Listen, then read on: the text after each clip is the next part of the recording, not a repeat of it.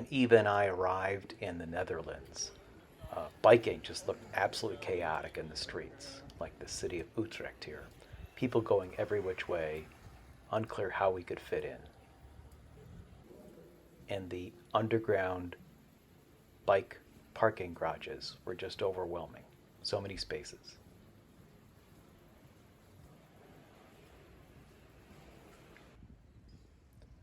But Eva and I emerged from this and decided to try our hand at biking in the streets of the Netherlands. If you do this for the first time, consider starting out early in the morning when there's very little traffic, except maybe the occasional delivery vehicle.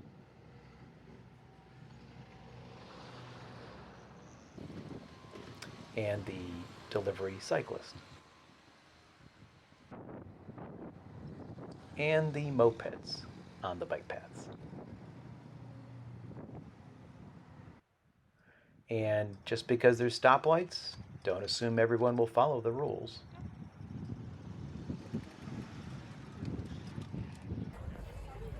But if moms and kids can bike around the Netherlands,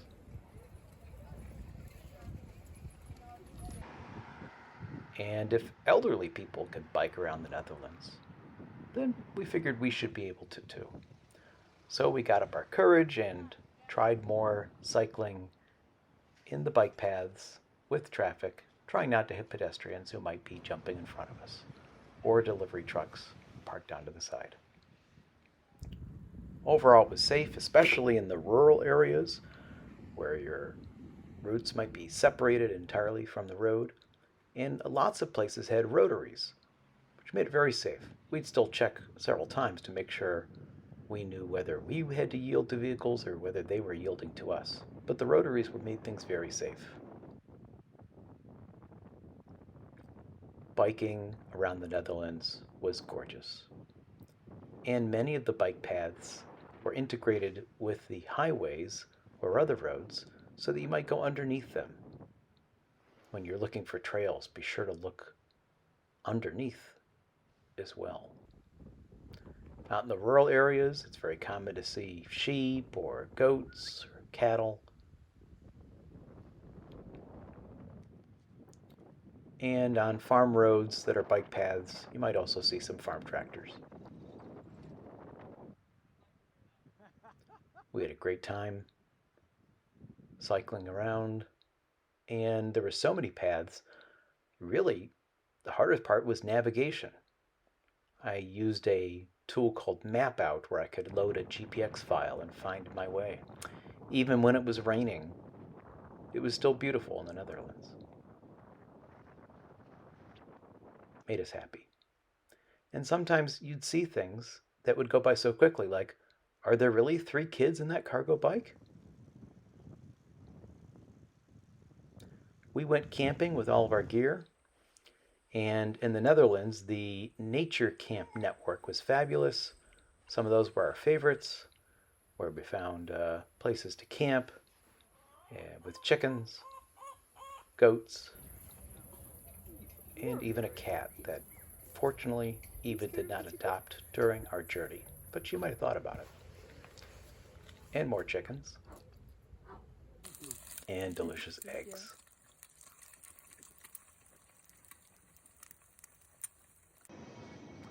We decided to take a train from Zwolle in the Netherlands through most of Germany, and many German travelers were taking their bikes on the train as well. Make sure you get a reservation ahead of time. And in Germany, we went up the northern region and made some new friends. Here's Helge, our warm showers host. And also we went biking for a few hours one day with Tariq, who was stealth camping.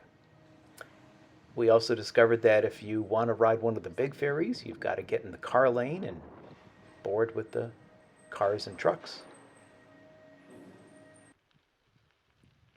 And Germany led us up to Denmark, where we had some just gorgeous weather to bike into Copenhagen, which was just as packed with bicyclists as Amsterdam and Utrecht were. But we had gotten more skills along the way.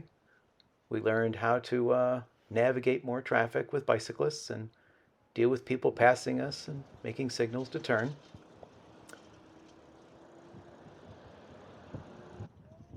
And also in Copenhagen, how to navigate around these beautiful bridges and even how to pass some of those large cargo bikes.